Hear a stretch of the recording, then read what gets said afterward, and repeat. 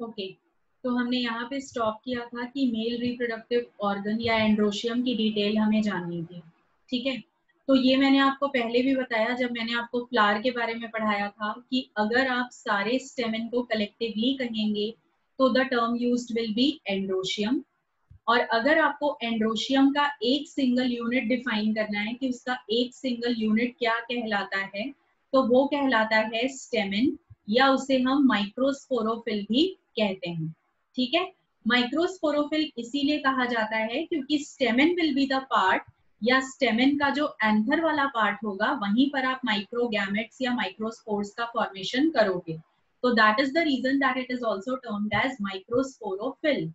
अगर हम एक टिपिकल स्टेमेन के स्ट्रक्चर को देखते हैं तो वो टिपिकल स्टेमेन 3 हिस्सों में डिवाइडेड होता है। उसमें होता है एक एंथर जहां पर पॉलन ग्रेन्स बनते हैं।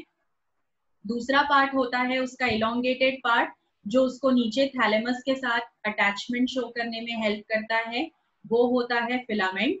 Anther and filament is joined with the help of a small vascular part जिसको हम कहते हैं कनेक्टिव। ठीक है, तो आफ्टर स्टडिंग दिस स्ट्रक्चर आप एक पिक्चराइज्ड वर्जन यहाँ पे देख लो जिससे आपको चीजें और भी क्लियर हो जाएंगी। This is basically what we call as stamen. जो आपका पार्ट ए वाला डायग्राम है, ए वाला जो डायग्राम है वो आपको किसका स्ट्रक्चर दिखा रहा है? वो आपको दिखा रहा है स्ट्रक्चर ऑफ स्टेमेन। ठीक है, तो अगर आप एक स्टेमेन का स्ट्रक्चर देखोगे तो ये जो टॉप मोस्ट पार्ट है this is called as anther. जो आपका इलोंगेटेड पोर्शन है उसको हम कहते हैं फिलामेंट। ठीक है, and anther and filament is join with the help of, यहाँ पर कुछ जो मैं आपको एनोटेट करके दिखा रही हूँ, कुछ इस हिस्से में एक छोटा सा पार्ट प्रेजेंट होता है जिसको हम कनेक्टिव कहते हैं। अब इन सबका आप थोड़ा नेचर जान लीजिए।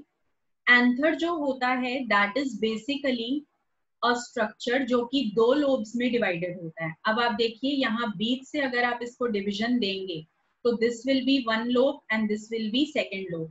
तो एंथर जो होता है that is basically a bilobed structure. Bilobed structure का मतलब है कि उसमें 2 लोब्स होते हैं। हर एक लोब में, मतलब अगर हम ये वाले लोब की बात कर रहे हैं तो हर एक लोब के अंदर आपको 2 पॉलन सैक नजर आएंगे। ये जो पिंक कलर का स्ट्रक्चर आप देख पा रहे हो, ठीक है, या फिर मैं आपको क्लियर करके इसको दिखाती हूँ कि यहाँ पे आप ये जो स्ट्रक्चर देख रहे हो, पिंक कलर का एक circle, this is pink colour का दूसरा सर्कल। तो एक लोब के अंदर कितने पॉलन सैक होते हैं? 2 पॉलन सैक या 2 पॉलन चेम्बर पाए जाते हैं। सेम कंडीशन यहाँ भी देखिए, यहाँ भी आपके पास 1 2 2 पॉलन सैक या फिर 2 पॉलन चेम्बर हैं। तो 1 lobe of anther is equals to 2 pollen sac या फिर 2 पॉलन चेम्बर। ये क्लियर हो गया। अब अगर यहाँ पर आपके पास 2 लोब हैं, this is lobe number 1, this is lobe number 2, तो ओवरऑल आपको एंथर की कंडीशन क्या दिख रही है? एंथर की कंडीशन आपको दिख रही है कि वहां पे 2 लोब्स हैं, बायलोब्ड स्ट्रक्चर है, वहां पर 4 पॉलन सैक्स हैं या 4 पॉलन चैम्बर हैं। अगर आप काउंट करोगे तो 1 2 3 एंड 4। तो इस हिसाब से जब 4 पॉलन चैम्बर या 4 पॉलन सैक वहां पे होते हैं तो इस कंडीशन को हम टेट्रास्पोरेंजिएट कंडीशन कहते हैं। ठीक है, प्रेजेंस ऑफ 4 pollen sacs या presence of 4 pollen chambers inside 2 lobes of anther, that condition is called as tetrasporangiate condition। ठीक है, तो यहाँ अभी तक एंथर की आपने 2 कंडीशन जान ली। फर्स्ट कंडीशन की एंथर बायलोब्ड है, दूसरी कंडीशन की जो एंथर है दैट इज टेट्रास्पोरेंजिएट एंथर। अब आप पूछेंगे कि मैम क्या हमेशा यहाँ पर 4 पॉलन चैम्बर ही होंगे या फिर 2 लोब्स ही होंगे? तो मेरा आंसर होगा कि नहीं, ये हमेशा नहीं होता। याद रखो कि हम यहाँ इस चैप्टर में जो भी चीजें पढ़ेंगे, जो भी स्ट्रक्चर पढ़ेंगे, that will be with respect to capsella. हम किसके अकॉर्डिंग चीजें पढ़ेंगे? कैप्सिला। और जो कैप्सिला होता है उसको हम एक टिपिकल एंजियोस्पर्म मानते हैं। टिपिकल एंजियोस्पर्म मतलब कैप्सिला एक ऐसा पौधा है या एक उसका ऐसा फूल होता है जिसके अंदर आपको एंजियोस्पर्म्स के सारे फीचर्स दिखेंगे। तो हम ये जो चीजें पढ़ रहे हैं कि बायलोब्ड कंडीशन है या फिर टेट्रास्पोरेंजिएट कंडीशन है, that is all with respect to capsella. But अगर आप दूसरे पौधों में जाओगे, जैसे आप मैलवेसी में देखोगे, तो मैलवेसी मतलब चाइना रोज फैमिली की बात हो रही है, तो वहां पे आपको कंडीशन मोनोस्पोरेंजिएट भी दिख सकती है, या जो आपका एंथर है वो मोनोलोब्ड भी दिख सकता है कुछ पौधों में। तो एक्सेप्शंस हमेशा होते हैं, ठीक है। तो वो जो एक्सेप्शंस होते हैं वो आपको उतना फोकस नहीं करना है, आपको टिपिकल स्ट्रक्चर ज्यादा ध्यान में रखना है। क्लियर? बट हाँ, ये मैं आपको जरूर क्लियर कर दूं कि हमेशा एंथर का कंडीशन टेट्रास्पोरेंजिएट नहीं रहता, वो कंडीशन मोनोस्पोरेंजिएट, बायस्पोरेंजिएट ये भी हो सकता है, ठीक है। तो ये आपका एंथर के बारे में हो गया। इसके अलावा आप यहाँ पे जो फिलामेंट देख रहे हो, फिलामेंट जो होता है that helps in attachment of anther to the thalamus, मतलब पूरा जो आपका स्टेमेन है उसको वो ले जाकर अटैच करता है विथ थैलेमस या रिसेप्टिकल। नेक्स्ट पार्ट कि एंथर और फिलामेंट को कौन ज्वाइन करके रखता है। तो एंथर और फिलामेंट को ज्वाइन करने वाला जो टिश्यू है, अगर वो मैं इस डायग्राम में आपको दिखाऊं तो आपको ये वाला पार्ट नजर आ रहा है। ये जिस पोर्शन को मैंने आपके सामने फिलहाल हाईलाइट किया या एनोटेट किया, that is showing you connective. वो कौन सा पार्ट है? वो कनेक्टिव है, ठीक है। और कनेक्टिव जो होता है it is made up of vascular bundles, या फिर वहां पे वैस्कुलर टिश्यूज होते हैं। आप सबको बहुत अच्छे से पता है कि वैस्कुलर टिश्यूज कौन होते हैं। वैस्कुलर टिश्यूज का मतलब है जाइलम एंड फ्लोएम। तो इसका मतलब कि ये जो आपका कनेक्टिव वाला पोर्शन है that contains presence of xylem and phloem. तो यहाँ पर एंथर के 3 हिस्से हो गए, सॉरी पूरे स्टेमेन के 3 हिस्से हो गए। फर्स्ट इज एंथर जो आपका मेजर पार्ट होगा, रिप्रोडक्शन में इसका बहुत बड़ा रोल होगा। Second part is your filament, और थर्ड पार्ट जो यहाँ पे होता है जो कि एंथर फिलामेंट को जोड़ के रखता है, दैट पार्ट इज कनेक्टिव, ठीक है। तो this is a morphological structure of anther. यहां तक किसी को कोई भी प्रॉब्लम है एंथर का स्ट्रक्चर समझने में? नहीं है तो फिर से एक बार रिकॉल देख लीजिए यहाँ पे कि हमने क्या क्या देखा। हमने देखा कि एक फिलामेंट होती है जो कि पूरे के पूरे स्टेमेन को थैलेमस के साथ ज्वाइन करके रखती है। सेकेंड हमने देखा कि फिलामेंट का जो फ्री एंड होता है वहां पर एंथर प्रेजेंट होता है। एंथर की सिचुएशन हमने क्या देखी कि एंथर एक बायलोब्ड स्ट्रक्चर है, और उस बायलोब्ड स्ट्रक्चर के अंदर 4 पॉलन सैक या फिर 4 पॉलन चेम्बर आपको नजर आएंगे। That condition is tetrasporangiate condition. Both of these conditions are peculiar for typical angiosperms like Capsula, but कुछ प्लांट में एक्सेप्शंस भी हो सकते हैं जैसे कि मोनोस्पोरेंजिएट कंडीशन या बायस्पोरेंजिएट कंडीशन, ठीक है। एंथर और फिलामेंट को जो पार्ट आपस में ज्वाइन करके रखता है उसको हम कनेक्टिव कहते हैं, और जो कनेक्टिव है it is made up of vascular tissues, ठीक है। तो ये सारा आपका जो पॉइंट था वो क्लियर हो गया अबाउट एंथर। एक और बात यहाँ याद रखिएगा कि ये जो पॉलन सैक या पॉलन चैम्बर होता है या जो एंथर होता है, वहां अंदर पॉलन मदर सेल्स होते हैं, और वही पॉलन मदर सेल्स बाद में मियोसिस करेंगे और किसका फॉर्मेशन करते हैं? पॉलन ग्रेन का फॉर्मेशन करते हैं, ठीक है। तो बेसिकली पॉलन ग्रेन का फॉर्मेशन जो आप देखोगे वो पॉलन सैक या पॉलन चैम्बर के अंदर होता है with the help of meiotic cell division, और meiotic cell division pollen mother cells में होता है। तो ये जो आप यहाँ सर्कुलर चीजें देख रहे हो जो बाहर की तरफ आ रही हैं, दीज आर पॉलन ग्रेन्स जो कि पॉलन चैम्बर से बन के बाहर आते हैं, ठीक है। ये याद रखिएगा। नेक्स्ट हमें देखना है एंथर का ट्रांसवर्स सेक्शन। अभी तक आपने एंथर का जो स्ट्रक्चर देखा वो मॉर्फोलॉजिकल था। अगर आपसे पूछा जाए कि एंथर का एनाटॉमिकल सेगमेंट जो होता है वो कैसा दिखाई देता है, तो जब आप एंथर का एनाटॉमिकल स्ट्रक्चर देखोगे तो उसमें आपको 4 अलग लेयर दिखाई देती हैं सेल्स की। फर्स्ट लेयर ऑफ सेल जो कि आउटर मोस्ट होते हैं उनको हम एपिडर्मिस कहते हैं। Second layer of cell endothecium कहलाता है, यहाँ पर आप देखेंगे। थर्ड लेयर ऑफ सेल जो आपको दिखाई देगा वो होता है मिडल लेयर, जो कि पैरेन्काइमेटस होता है, and the last will be tapetum. ठीक है, टेपेटम के टाइप्स भी हमें यहाँ देखने हैं, that is amoeboid and glandular. But before that आप ये डायग्राम देखिए और मैं आपको एक एक लेयर डिस्क्राइब करूंगी, आपको ध्यान से उन चीजों को सुनना है। ठीक है, फर्स्ट लेयर जो कि आपको लाइट ब्लू कलर की नजर आ रही है इस सेक्शन के अंदर, वो लेयर है एपिडर्मिस की। अब ये बात मुझे आपको बार बार बताने की जरूरत नहीं है, आप 9th से सीखते आ रहे हैं कि जो एपिडर्मिस होती है किसी भी एनाटॉमिकल स्ट्रक्चर का आउटर मोस्ट लेयर होती है। ठीक है, तो यहाँ पर भी ये जो आप सेक्शन देख रहे हो एंथर का, इसका जो आउटर मोस्ट लेयर है that will be called as epidermis. Now, as you can see in the diagram as well, that this layer is only single cell thick. आपको ये ब्लू वाली लेयर की थिकनेस कितनी दिखाई दे रही है? आपको सिर्फ ये एक सेल चौड़ी, मतलब कि एक सिंगल सेल की continuous layer, one cell thick layer आपको दिख रही है, किसकी? एपिडर्मिस की। ठीक है, तो एपिडर्मिस की ये जो लेयर है, ये इसका फंक्शन क्या होगा? इसका मेजर फंक्शन होगा protection of all the internal layers. तो एपिडर्मिस वाले पॉइंट पे किसी को कोई भी प्रॉब्लम है? जस्ट से यस और नो, ताकि मुझे समझ में आए कि आप लोग को समझ में आ रहा है। एपिडर्मिस के बारे में आपको केवल 3 पॉइंट्स याद रखने हैं। आउटर मोस्ट लेयर है, सिंगल सेल थिक है, और क्योंकि आउटर मोस्ट लेयर है तो इसका फंक्शन होगा protection of all the internal layers. Clear? All right.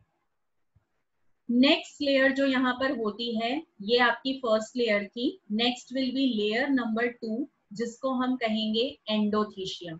यहाँ पर आप देखिए, आपको सेकेंड वाला लेयर दिखाई देगा, और वो जो लेयर होता है दैट इज एंडोथीशियम। अब यहाँ पे जब आप एंडोथीशियम लेयर के सेल्स को देखोगे ना, तो एंडोथीशियम में काफी सारी खास बातें होती हैं, मैं आपको बताती हूँ। सबसे पहली बात एंडोथीशियम के बारे में, अगर आप इसकी लोकेशन बताएंगे तो it is located just below the epidermis. Point number 1, endothecium is located just below the epidermis. Point number 2 endothecium के बारे में, कि एंडोथीशियम के जो सेल्स होते हैं उनकी जो वॉल्स होती हैं वो दो तरह की होती हैं, एक होंगी लैटरल वॉल और दूसरी होती है रेडियल वॉल। ठीक है, दो तरह की वॉल होगी।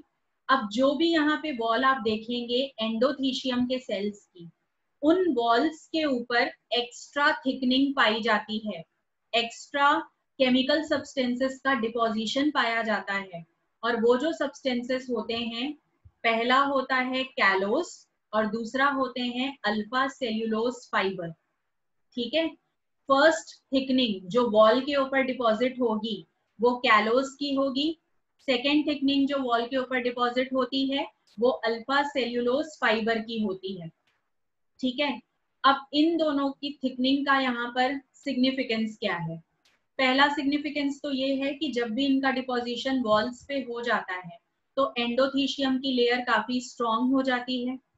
दूसरा कि ये जो कैलोस का डिपोजिशन यहाँ हो रहा है, ये एंडोथीशियम की लेयर को हाइग्रोस्कोपिक नेचर प्रोवाइड करता है।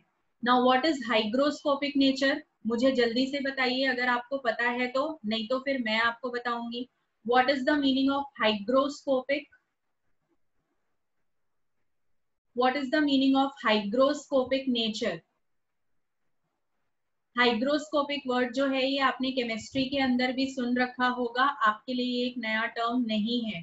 फाइन, हाइग्रोस्कोपिक का मतलब होता है tendency of a substance to absorb water, that nature is called as hygroscopic nature. ठीक है, tendency of a substance to absorb water. Yes, very good Divya. तो अगर कोई भी सब्सटेंस पानी एब्जॉर्ब करने की टेंडेंसी रखता है तो उसका नेचर कहलाता है हाइग्रोस्कोपिक नेचर। तो एंडोथीशियम का जो नेचर है वो हाइग्रोस्कोपिक है। अब जो मैं दो बातें आपको एंडोथीशियम से रिलेटेड बताऊंगी वो काफी ध्यान से सुनिएगा। फर्स्ट ये है कि एंडोथीशियम के कुछ ऐसे सेल्स होते हैं जहां पर कैलोस का डिपोजिशन या अल्फा सेल्यूलोज फाइबर का डिपोजिशन नहीं होता, ठीक है, और वो जो सेल्स होते हैं वो इस जगह पर रहते हैं, आपको मैंने एनोटेट किया है, उस रीजन को देखिए, वहां पर एंडोथीशियम के जो सेल्स होते हैं they do not contain extra thickening of cellulose fibre and callose. दूसरी बात कि क्योंकि सेल्स का नेचर हाइग्रोस्कोपिक है तो ये पानी काफी जल्दी एब्जॉर्ब कर सकते हैं। अब ये दो कारण होते हैं जिनकी वजह से एंथर जो है वो इस पर्टिकुलर हिस्से से डेहिस होता है या फटता है। ठीक है, अगर आपको पॉलन ग्रेन एंथर से बाहर लाना है तो आपको एंथर को ब्रेक करना पड़ेगा। ठीक है, तो जब भी एंथर फटता है या उसको हम डेहिसेंस कहते हैं, तो वो एंथर की जो डेहिसेंस होती है ना, वो डेहिसेंस आपको हमेशा इस पर्टिकुलर पार्ट से होती हुई दिखाई देगी। रीजन ये है कि यहाँ के जो एंडोथीशियम के सेल्स हैं उनमें कोई एक्स्ट्रा थिकनिंग नहीं है तो वो जल्दी से ब्रेक हो सकते हैं। दूसरा, पानी एब्जॉर्ब जितना ज्यादा होगा उतना ज्यादा पानी एंथर के अंदर भरता जाएगा और उसको बर्स्ट होने में हेल्प करेगा। ठीक है, तो एंडोथीशियम का बहुत इंपॉर्टेंट रोल होता है जब भी आप डेहिसेंस ऑफ एंथर पढ़ते हो। क्लियर? अब याद रखो कि ये वाला जो एरिया है जहां पे कैलोस बैंड या अल्फा सेल्यूलोज फाइबर की थिकनिंग नहीं है और वो जरा सा दबा हुआ रीजन भी होता है, तो इस एरिया को हम एक अलग नाम से जानते हैं। इसको नाम दिया जाता है क्या? स्टोमियम।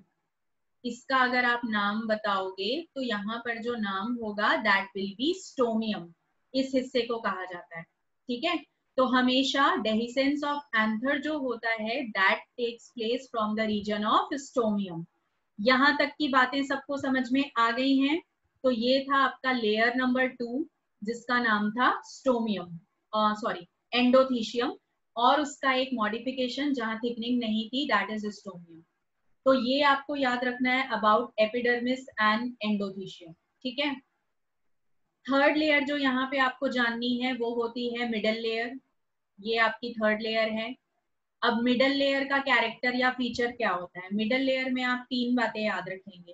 पहला, कि मिडल लेयर की जो थिकनेस होती है वो 2 से 3 लेयर की सेल्स का थिकनेस हो सकता है। आपको दिख रहा है डायग्राम में भी, डायग्राम के अंदर आपको रॉयल ब्लू कलर के जो सेल्स दिख रहे हैं वो मिडल लेयर के हैं, तो वो 2 से 3 लेयर की थिकनेस शो कर सकता है।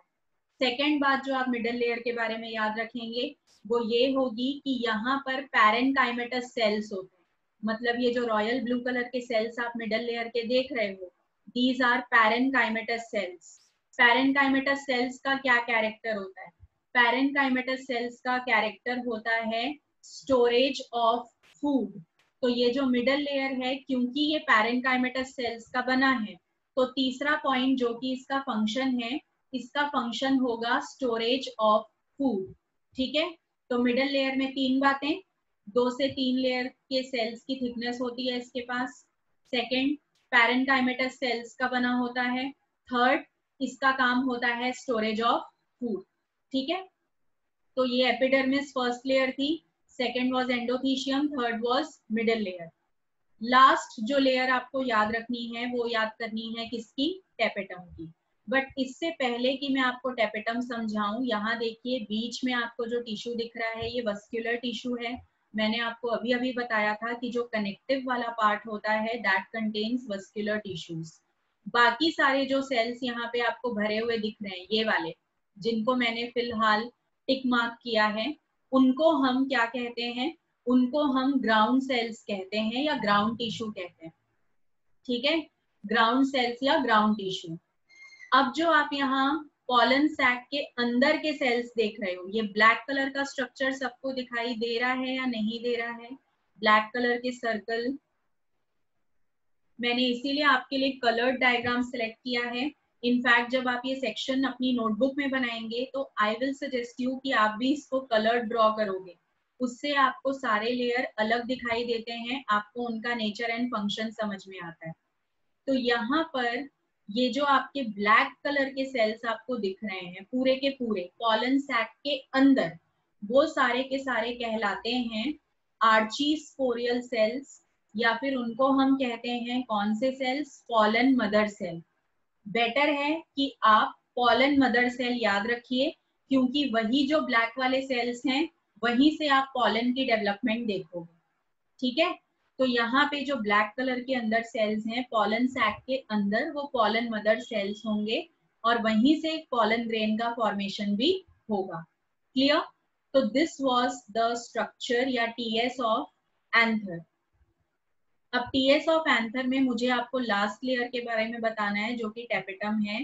बट टैपेटम पे जाने से पहले आई विल सजेस्ट यू कि आप यहाँ पे देखो कि जो भी अभी तक हमने अबाउट एंथर पढ़ा है ये आप लोगों को क्लियर हुआ या नहीं, ठीक है। तो एंथर के बारे में जल्दी से क्विकली देखते जाइए। यहाँ पर जो भी आपके पास डेफिनेशंस लिखे हैं या जो भी हमने डिस्क्रिप्शन देखा, एपिडर्मिस भी आपको याद होगा, उसमें 3 पॉइंट्स थे। Then we had layer of endothecium जिसमें मैंने आपको कैलोस बैंड और सेल्यूलोस फाइबर के बारे में बताया, हाइग्रोस्कोपिक नेचर के बारे में बताया, ठीक है। इसके अलावा मिडल लेयर जो कि 2 से 3 लेयर सेल्स की थिकनेस रखती है, पैरेंटाइमेटस सेल्स यहाँ पे होते हैं, वी लर्न दैट। हाँ, एक चीज जो यहाँ आपके लिए नई है वो है एफीमेरल नेचर। एफीमेरल का मतलब होता है पुराने सेल्स हटेंगे और नए सेल्स उनको रिप्लेस करेंगे, ठीक है। तो मिडल लेयर का नेचर एफीमेरल होता है, मतलब पुराने पैरेंकाइमेटस सेल्स हटते हैं और नए पैरेंकाइमेटस सेल्स आके उनको रिप्लेस करते हैं। That is called as ephemeral nature, ठीक है। इसके बाद हमने देखा लेयर ऑफ टैपेटम। तो टैपेटम के बारे में आप इतना याद रखिए that it is a nutritive layer या नरिशिंग लेयर होता है टैपेटम। अब आप कहेंगे कि मैम टैपेटम खाना कैसे बनाएगा या नरिशमेंट कैसे बनाएगा जो कि वो अंदर के पॉलन मदर सेल्स को देगा, ठीक है। टैपेटम न्यूट्रिटिव लेयर है, किसको नरिशमेंट देता है? ये 2 चीजों को नरिशमेंट देगा। पॉलन मदर सेल्स को नरिशमेंट देगा जब वो डिवीजन के स्टेट में जाएंगे तब तक। जब वो पॉलन बना चुके होंगे तो ग्रोइंग पॉलन ग्रेन को भी नरिशमेंट कौन देता है? टैपेटम ही देता है, रिमेंबर। तो ये नरिशमेंट टैपेटम के पास कहाँ से आया? हमने अभी अभी पढ़ा था कि जो मिडल लेयर होती है वहां पैरेंकाइमेटस सेल्स हैं जिन्होंने खाना स्टोर करके रखा हुआ है। तो जो भी फूड का स्टोरेज पैरेंकाइमेटस सेल्स के अंदर हुआ था, that food is going to be ultimately transported to the layer of tapetum, क्योंकि मिडल लेयर का पॉलन मदर सेल के साथ या पॉलन के साथ कोई भी डायरेक्ट इंटरैक्शन नहीं होता। उनके बीच में कौन है? टैपेटम। तो मिडल लेयर खाना देता है टैपेटम को, टैपेटम वो खाना किसको पहुंचाता है? पॉलन मदर सेल को या फिर डेवलपिंग पॉलन को, ठीक है। इसके अलावा अगर आप देखेंगे तो सेल्स ऑफ टैपेटम जो होते हैं उनका प्लॉइडी लेवल ऐसे तो डिप्लॉइड होता है, बट लेटर ऑन उनका प्लॉइडी लेवल पॉलीप्लॉइड भी हो सकता है, क्योंकि उनके अंदर फ्री न्यूक्लियर डिवीजन भी होता है, उनके अंदर पॉलीटेनी भी हो जाती है। पॉलीटेनी का मतलब है प्रेजेंस ऑफ मल्टीपल क्रोमोसोम्स जो कि रिक्वायर्ड नंबर से ज्यादा होते हैं। तो ये सब रीजन है कि टैपेटम का प्लॉइडी लेवल पॉलीप्लॉइड भी हो सकता है, ठीक है। अगर आप मैच्योर एंथर के सेक्शन को देखोगे तो वहां आपको टैपेटम दिखाई नहीं देगा, क्योंकि पॉलन मदर सेल पॉलन बना चुके होते हैं मैच्योर एंथर के अंदर और वहां टैपेटम की जरूरत नहीं होती, ठीक है। Now this particular layer of tapetum is particularly of 2 types, ठीक है। 2 तरह का आपको दिखाई देगा। एक को हम कहते हैं अमीबॉइड टैपेटम और दूसरे को हम कहते हैं ग्लैंडुलर या सिक्रीटरी टैपेटम, ठीक है। तो amoeboid tapetum is the characteristic feature of primitive angiosperms, मतलब जो पुराने एंजियोस्पर्म्स होते हैं उनका ये फीचर होता है। और इसी के अगेंस्ट में अगर आप सिक्रीटरी टैपेटम देखोगे तो वो एडवांस्ड एंजियोस्पर्म्स का फीचर होता है, ठीक है। अमीबॉइड टैपेटम का कैरेक्टर क्या होता है या क्या करता है ये? अमीबॉइड टैपेटम सारा का सारा खाना मिडल लेयर से एब्जॉर्ब करता है। तो जैसे ही अमीबॉइड टैपेटम बनता है मिडल लेयर पूरा अपना खाना इसको देकर डिजनरेट हो जाता है, ठीक है। ये इसका एक फीचर होता है। एमएमसीज का मतलब होता है माइक्रोस्पोर मदर सेल। खुशी, एमएमसीज का मतलब है microspore mother cell. Coming back to the topic, यहाँ पर टेपेटम की लेयर सारा खाना ले लेगी मिडल लेयर से और मिडल लेयर डीजनरेट कर जाएगी, ठीक है। तो अगर ऐसा कोई भी एब्जॉर्ब फूड मटेरियल टेपेटम के अंदर गया जो कि मिडल लेयर से आया है, तो उस फूड ग्रैन्यूल को ये वाला टेपेटम प्रोटोप्लास्ट बॉडीज में चेंज कर देता है।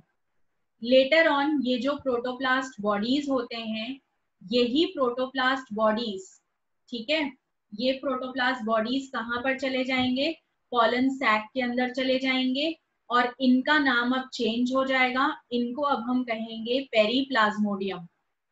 फिर से बता रही हूँ, मिडल लेयर से खाना गया टेपेटम को, टेपेटम ने उस खाने को कन्वर्ट कर दिया प्रोटोप्लास्ट बॉडीज के फॉर्म में। ये प्रोटोप्लास्ट बॉडीज टेपेटम ने ट्रांसफर किए पॉलन मदर सेल को या पॉलन ग्रेन को फॉर नरिशमेंट। तो जैसे ही ये पॉलन चैम्बर के अंदर गए तो प्रोटोप्लास्ट बॉडीज का नाम चेंज हो गया, उनको अब हम कहते हैं पेरीप्लाज्मोडियम, ठीक है। सारे के सारे माइक्रोस्पोर मदर सेल्स मतलब कि MMCs सराउंडेड होते हैं पेरीप्लाज्मोडियम से, क्योंकि उसी के थ्रू उनको नरिशमेंट मिलेगी, ठीक है। उसके अलावा डेवलपिंग माइक्रोस्पोर को या पॉलन ग्रेन को भी नरिशमेंट वहीं से दी जाती है। This is called as amoeboid tapetum. Clear? दूसरा, अगर आप यहाँ पर देखेंगे ग्लैंडुलर या सिक्रीटरी टेपेटम, तो ये एडवांस्ड एंजियोस्पर्म्स का फीचर होता है, बहुत जल्दी डीजनरेट कर जाता है। अमीबॉइड टेपेटम तो माइक्रोस्पोर के डेवलपमेंट के बाद डीजनरेट करता है, बट अगर आप ग्लैंडुलर या सिक्रीटरी टेपेटम को देखोगे तो इसका टाइम पीरियड बहुत ही कम होता है फंक्शन करने का, काफी जल्दी डीजनरेट होता है।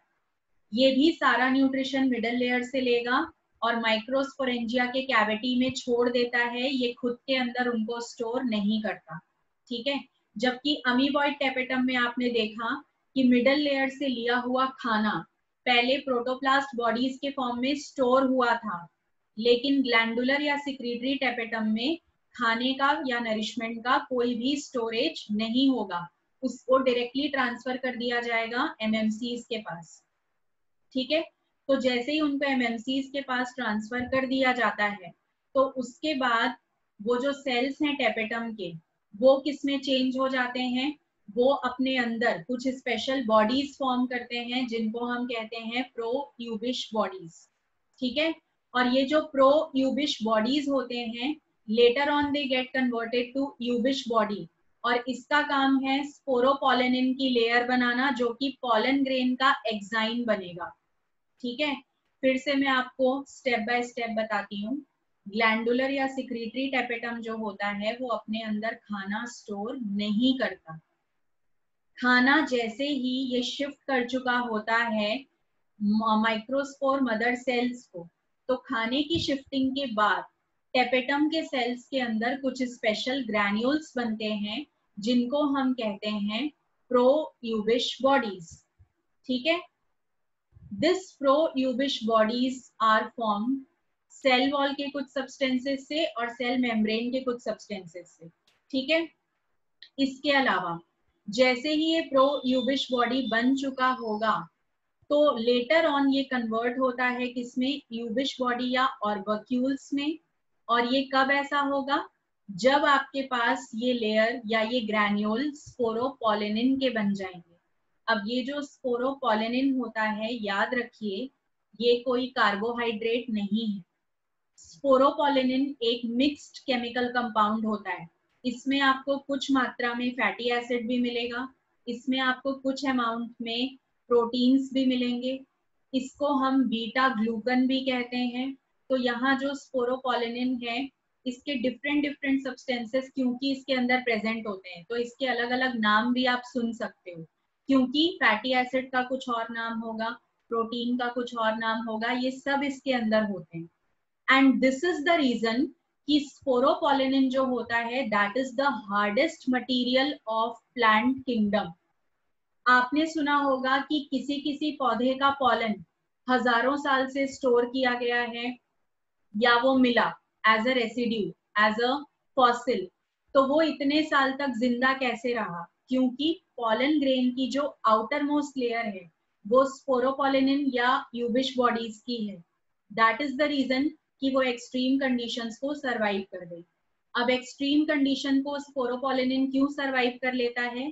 क्योंकि ये बहुत ही इनर्ट कंपाउंड है, जल्दी से किसी के साथ रिएक्ट नहीं करता। इसके अंदर बहुत सारे केमिकल मॉलिक्यूल्स का कॉम्बिनेशन है। यहाँ कार्बोहाइड्रेट भी है, फैटी एसिड भी है, प्रोटीन भी है, कुछ और भी केमिकल सब्सटेंसेस हैं। ठीक है, दिस इज द रीजन कि स्पोरोपोलिनिन आपके लिए जरूरी या इम्पोर्टेंट होता है। तो this was about to tapetum, जो भी आपको जानना था about amoeboid tapetum and the glandular या सिक्रीटरी टेपेटम। ठीक है, इनके एग्जाम्पल्स भी आप याद कर लीजिएगा। इसके अलावा जो टेपेटम है वो ट्रांसफर ऑफ फूड में तो हेल्प कर ही रहा है। अमीबॉइड टेपेटम देखेंगे तो स्टोरेज भी करता है। ग्लैंडुलर टेपेटम देखेंगे तो स्पोरोपोलिनिन की लेयर भी बना लेता है। पॉलन किट मटेरियल्स भी ये बनाता है। तो this is also one of the additional function of tapetum. यहाँ तक आप सबको बातें समझ में आई हैं?